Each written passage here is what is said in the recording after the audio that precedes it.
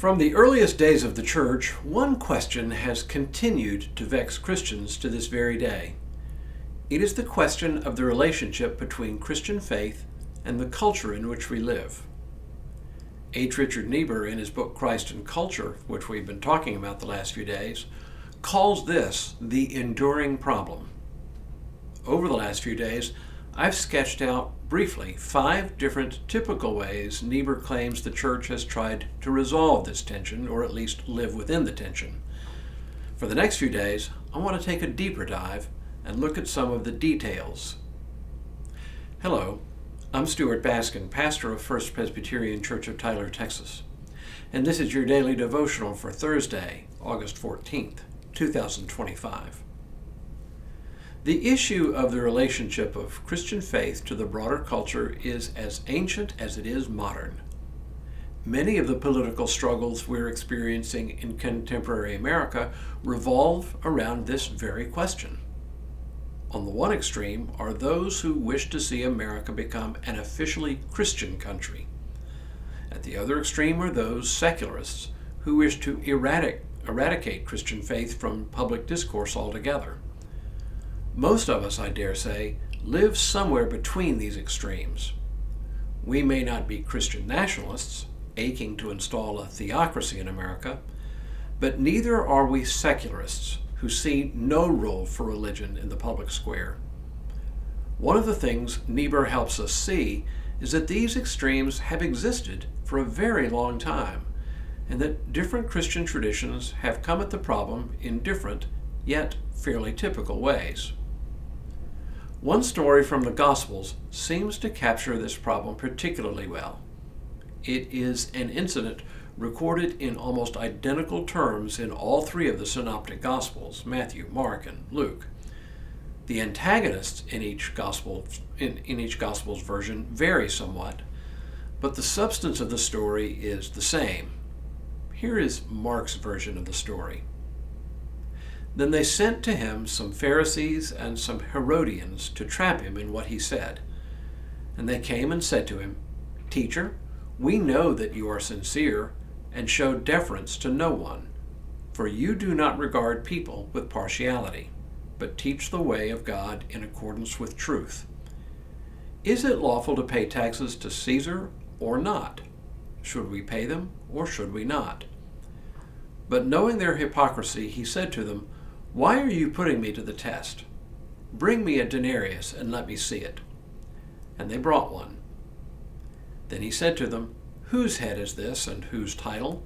They answered, "Caesar's." Jesus said to them, "Render to Caesar the things that are Caesar's, and to God the things that are God's." And they were utterly amazed at him. Some people quote this passage and Jesus' clever answer to his antagonists and believe that simply repeating the words settles the argument. The problem, of course, is that different Christians read this story in such different ways that they end up talking past each other. Does Jesus mean religion and culture are 2 separate realms? There is no single answer that everyone can agree on. Niebuhr's point in raising the enduring question is not to claim that there is one right answer, though some of his critics claim he shows a decided preference for one of the typical answers. Rather, his point is that there are several different approaches to the problem that different groups have followed throughout the centuries. Each one constitutes a different strategy for resolving, or at least living, in the tension between Christian faith and the broader culture. As Niebuhr puts it, it is helpful to recall that the repeated struggles of Christians with this problem have yielded no single Christian answer, but only a series of typical answers which together for faith represent phases of the strategy of the militant church in the world. That strategy, however, being in the mind of the captain rather than any of the lieutenants, is not under the control of the latter. In other words, we Christians struggle with the problem and try our best to be faithful to Christ in a world with many different loyalties. If there is a grand master strategy, that strategy belongs not to us, but to Christ, who is the commander. But like lieutenants or foot soldiers, we do not get to see the master plan. All of which, for me, points to a kind of broad ecumenical appreciation for the whole church, even for those whose preferences are vastly different from my own. Because here's the deal.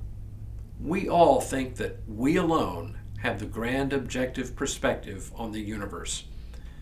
If everyone thought like me, the problem would be solved. But not everyone thinks like me, which means I alone do not have the universal possession of perfect, unbiased perspective on life in the world, which therefore means I always have to account for the possibility that some other person or group may actually be right and I may be wrong. I know, tough to comprehend that we ourselves do not have a lock on the universal truth, which is why I find Niebuhr so compelling. He does not lay claim to perfect knowledge, nor does he claim that any one of the typical answers to the question of Christ and culture is the only right answer.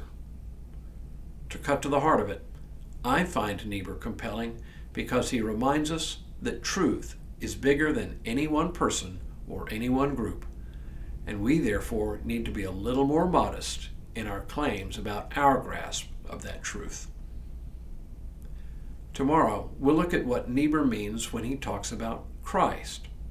But for now, may God continue to bless you and keep you in all that you do this day and in all the days ahead.